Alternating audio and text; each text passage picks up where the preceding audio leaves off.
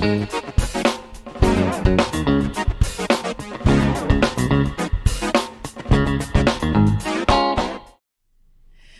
and welcome to Take a Beat. My name is Tirza and I'm part of the pastoral staff here at IES. Take a Beat is an IES podcast where we invite you to pause and chat with us about things that matter, only to launch ourselves back on the beat. So today I have I've been saying this, two very special people. This is Titus. Hello. Titus, two sentences. Who are you and what do you do? I am Titus. I am the coordinator for IS Teens Ministry, and I guess that's it. I don't know what else to say. And then this is Latya. Hi, I'm Latya.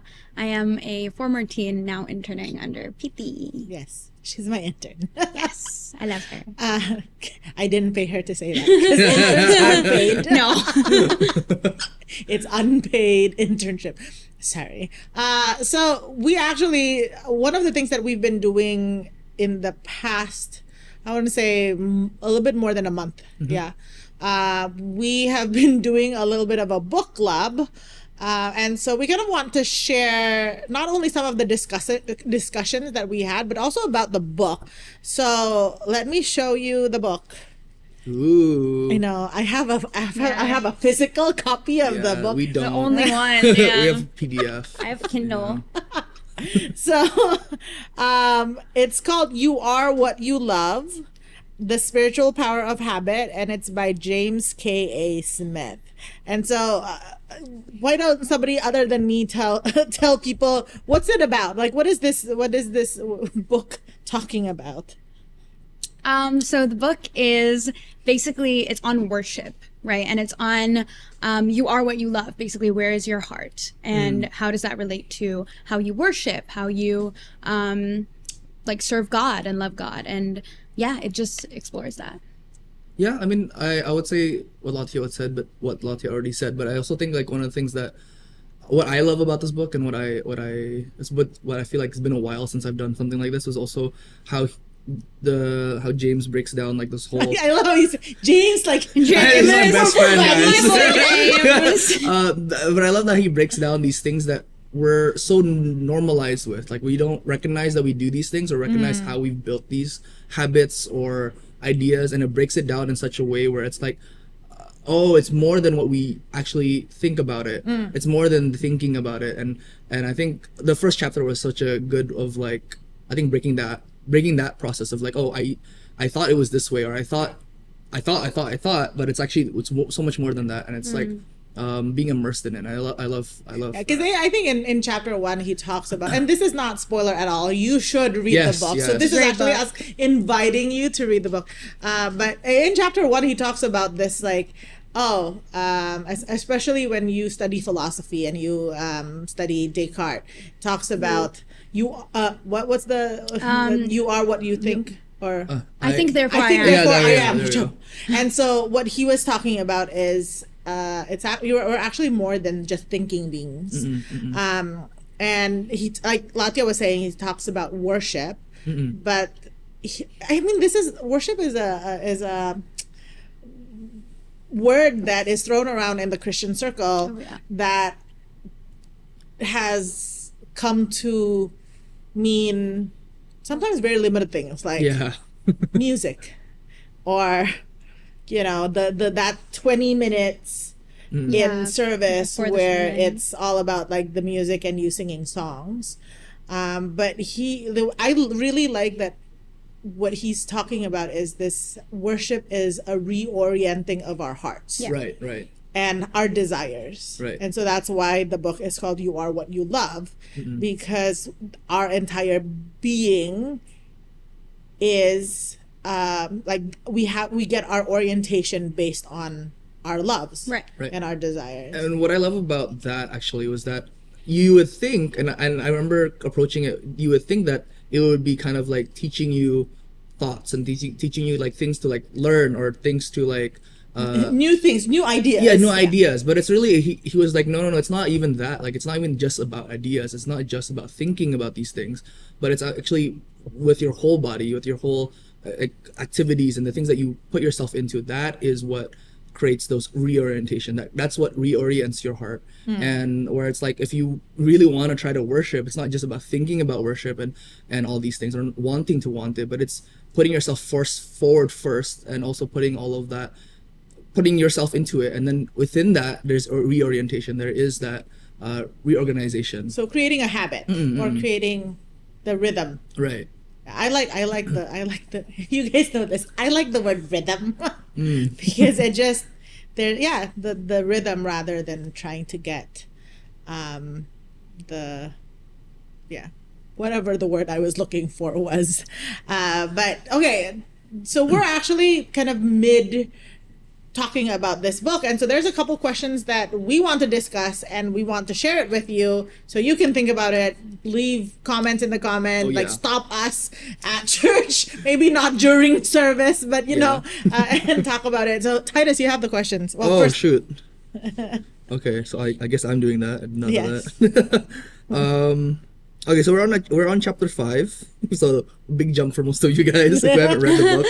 But we're in chapter 5, and the first question that there's a study guide. So the first question is that Smith notes that John's claim is not just that we love God because He first loved us, but that we love because He first loved us. What is the significance of this difference in the phrase? The emphasis is not on the love part at the beginning. Is that, but we used to think that it was like we love God, like we love God. Sorry, my emphasis is like crazy.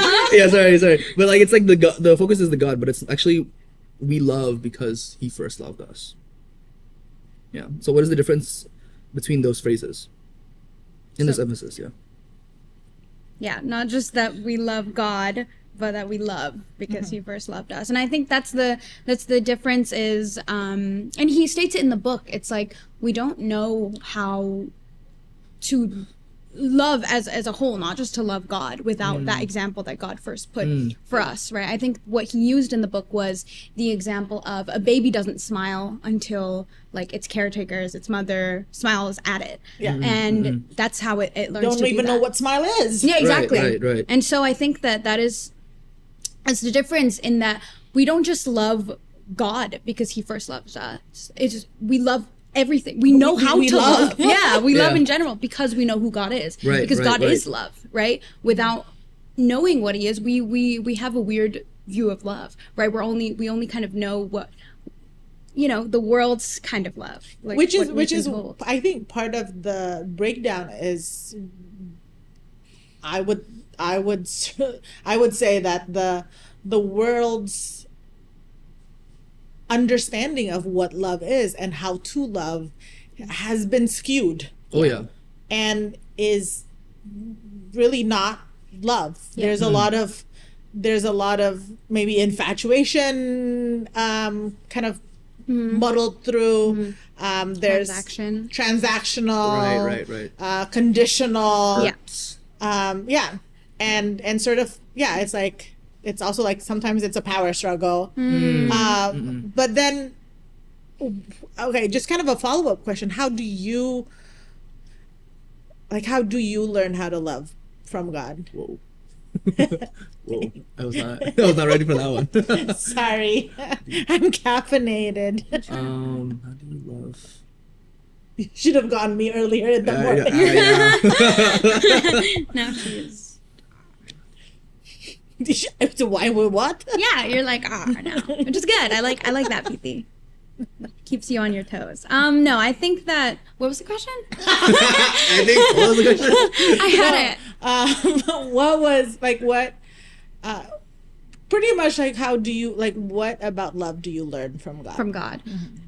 No, yeah, like you said, like, I think the world's view of love is very, no one can ever agree. You know what I mean? Like that's one of the questions that is posed most often, right? It's like, what is love, right? And no one has like a clear cut response on like what it is, or even like for me, like I've never heard a response, like a worldly response that makes me go, oh yeah, that's what I know love is, because we have all these different aspects of love, right? Like there's sacrifice, there's like kindness, there's like, you know, patience, in like Corinthians, right? But at its core, like love is who God is, right? And that is unexplainable for us humans, right? Because we can't It's ever one of those abstract concepts. Yeah. Like, exactly. Yeah, and so I think that's what differentiates godly love, or like how I view it, than like worldly love, because it all stems from God. That was the question, right? Like how, It's okay. You can take it and run with it. yeah, but yeah, because without that first example of, or without even knowing like God's characteristics, you can't ever know how he would love someone, which is the perfect way of loving someone, if that makes sense. Sorry, weird way to phrase it.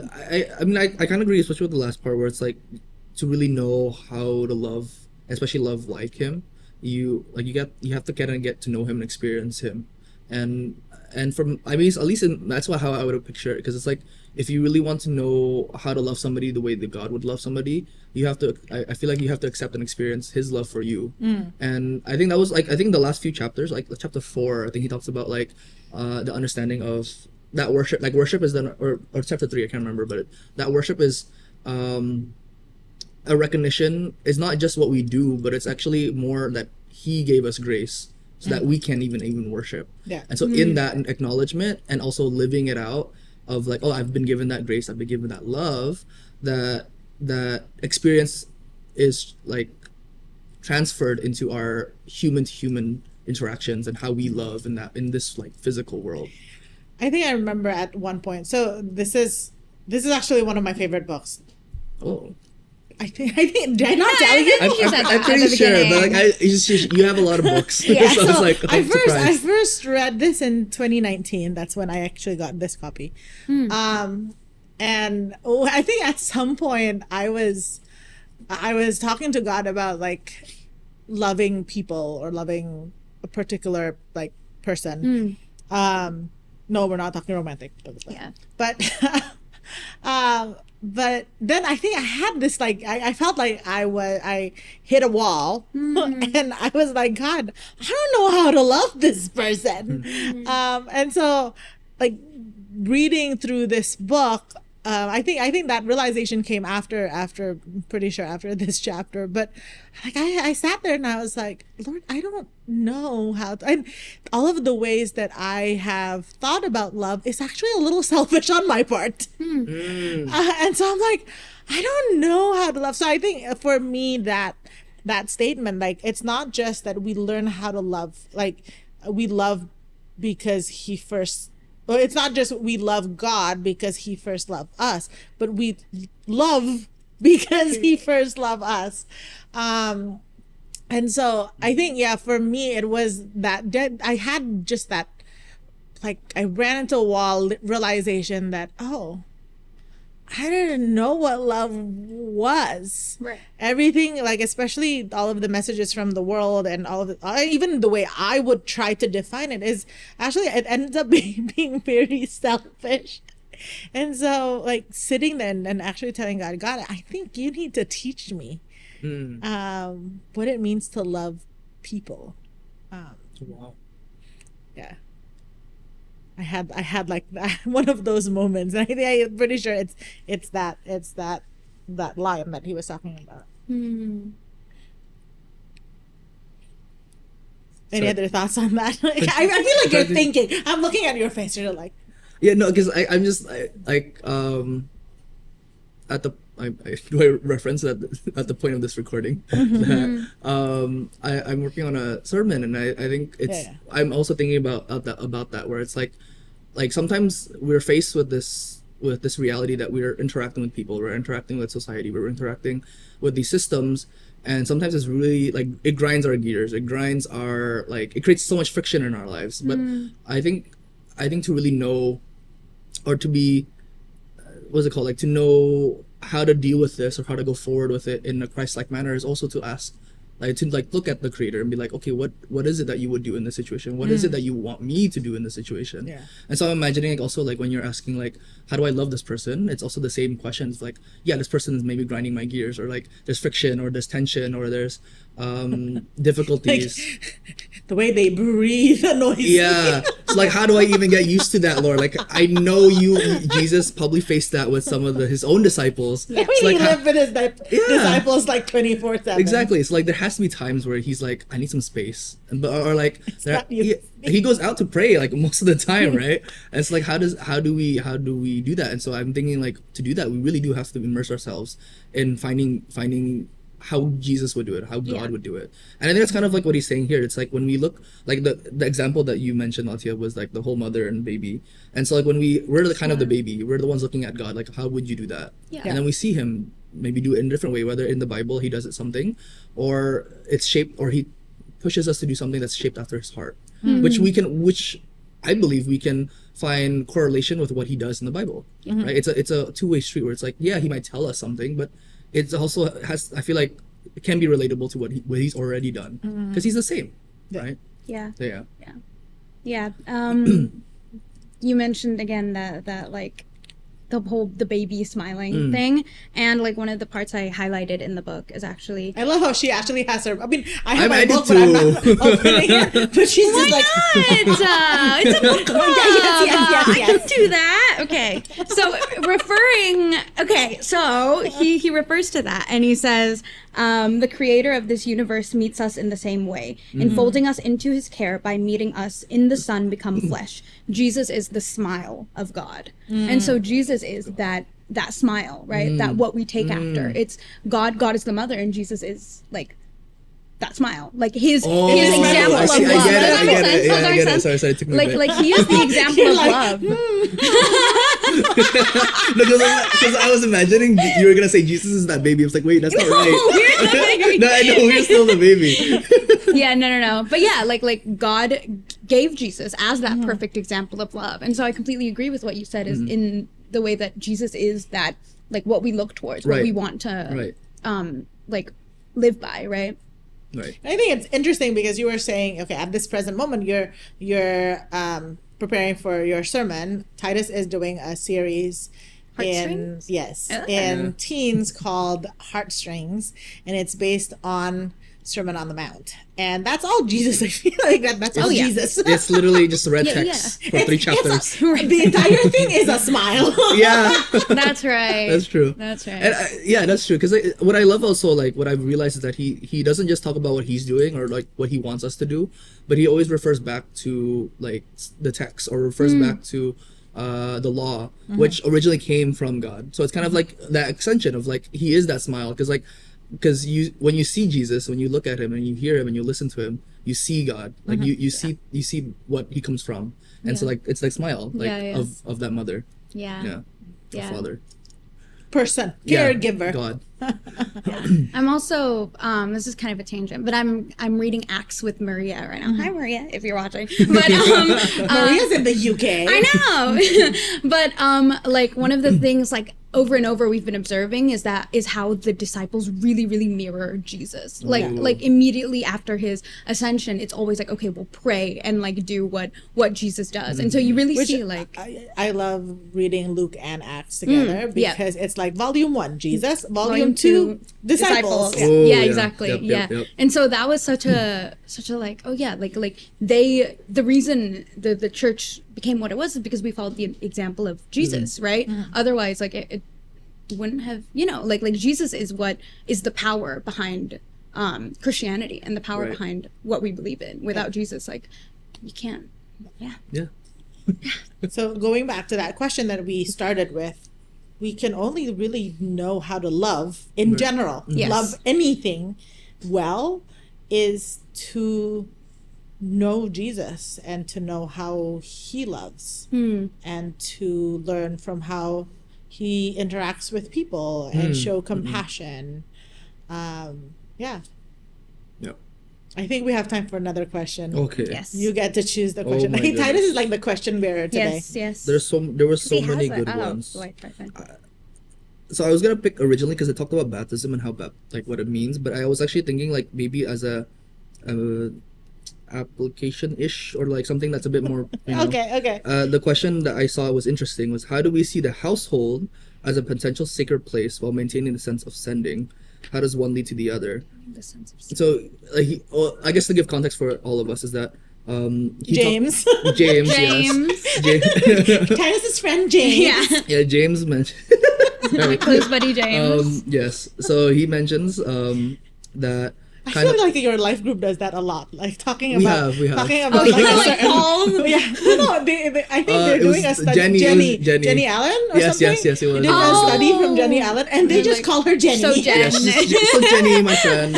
So James, my friend here, was talking about how like I think the extension of like understanding that love is being sent. Like it's kind of like how he had it was kind of like a top down thing where it was like church, then you bring it home, and then from there it builds in the house, Yeah. and then from the house you're sent, Yeah. kind of thing. And so so it was just like how do we see the household as a potential sacred place while maintaining the sense of being sent and Yeah. or sending, and how does the one lead to the other?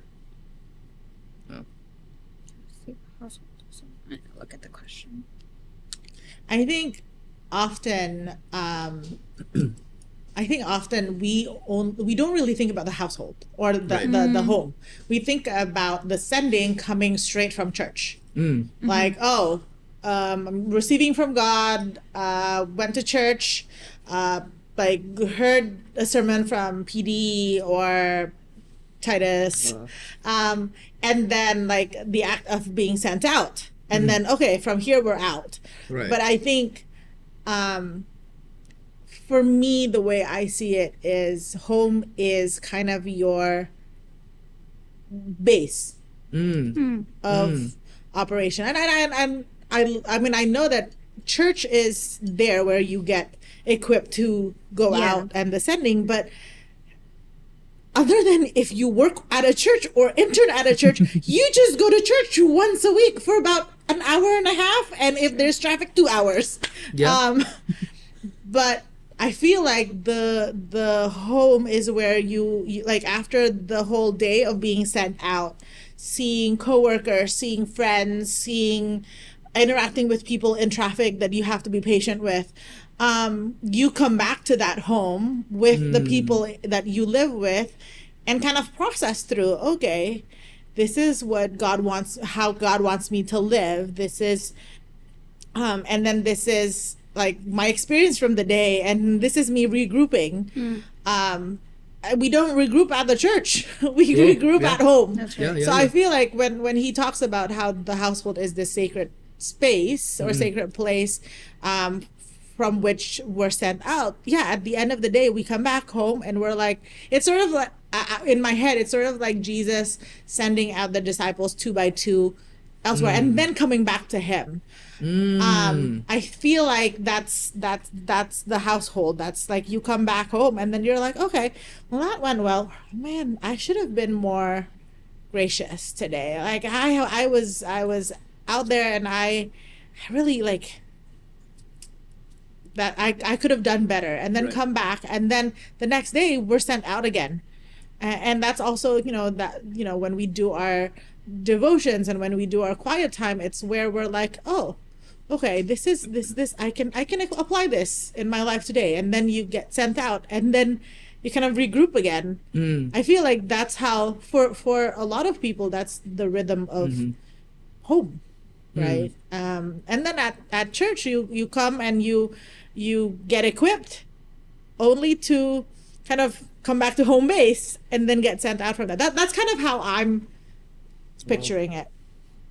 I was also thinking like in the same way, like the home is like he talks about formation a lot. Like I think like formation of like habits, so but also like formations of what I feel is values, because the word he uses like liturgies, which I sometimes still like gets confusing in my head. But what I found interesting with what you're saying as well is that I'm thinking of like a military base, where like maybe there is the HQ, like in the middle, like there's the like the place where all the generals go, and that's maybe the church, and like he sends all the commands, like God sends out the commands. But then like when you go back to your squad, when you go back to your bunker, whatever, like barracks, or when you go to the training ground. Never been in the military, Yeah, but so I'm I'm just just imagining, nodding. I'm just imagining it. I don't know either, but I'm imagining it. And like, there's people training and doing these things, and so like the house is like where I feel like the formation of those values, the formation of those things that we hold dear, and so where if we're learning to love and to cherish people, then the home is where we should be learning it practically, and then from there we get sent out, like you're saying, like we get sent out and we go, and then we bring that value of like, oh, my family loves people, my family cherishes people, and so when I go out to school or when I go out to work, then how do I do that there? How do I bring the name of like the Hartono family into this? Oh, okay. Like, you know what I mean? Like, you know what I mean? Like, it just, just to be personal, it's just like, how do I bring that value into where I'm gonna go?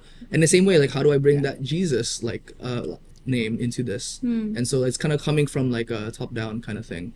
Yeah, so like what I'm hearing is, if we're talking like soap, because our church is very, very familiar with soap, the application happens at home base. Yeah. So in like the first chapter, one of the first things like he mentions and he continues to refer to in the book is what you said, like Descartes, seeing humans as like thinking things, I think is what he uses, Yes, right? yes, Basically brains on a stick, right? And he poses the question in the opposite direction, saying like, we are not just brains on a stick, right? We have hearts and we have like values and desires. And if we don't recalibrate those, then whatever our brains have, like it's not going to amount to anything, right? The knowledge is not the same as like understanding, right? And so I think that he brings that up again here in talking about the household. And he says that, I have it. He says, I love her. She's the one who pulls out quotes. Yeah, he says, what does it look like? So he first he says, one of the biggest parenting mistakes is like thinking of your children as just thinking things, right? Oh, yes, but then yes, he it goes is. on to say, so what does it look like to parent lovers?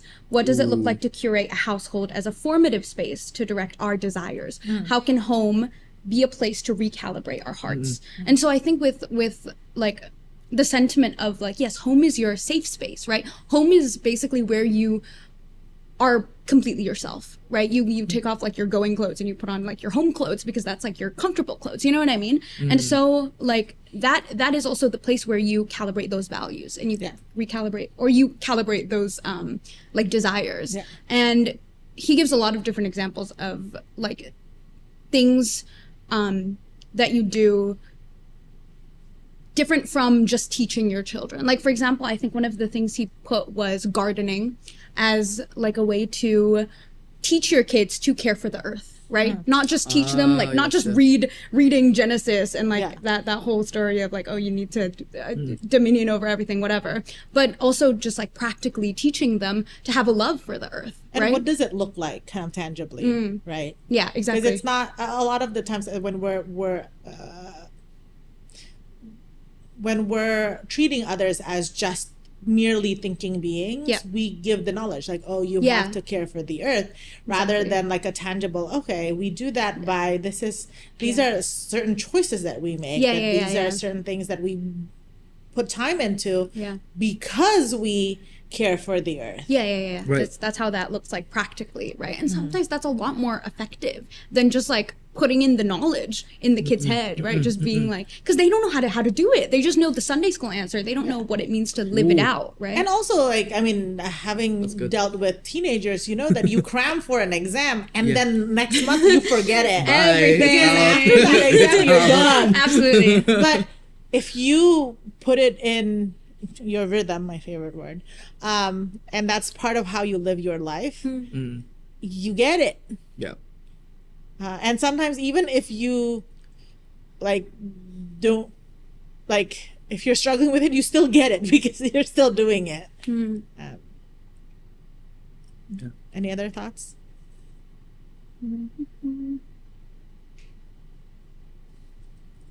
Okay. Well, we are actually out of time, but we want to invite you to read the book. Yeah. Like, Titus's friend James. My buddy, my pal. It's called You Are What You Love, The Spiritual Power of Habit by James K.A. Smith. And, if you want to write in the comment of what your thoughts are on the questions, feel free. If you would like to join us for a next book, we're still kind of yeah, that's cute. join us. Anyway, thank you so much for being willing to do book club on air. And thank you for joining us. We'll see you next week for another episode of Take a Beat. Don't miss a beat.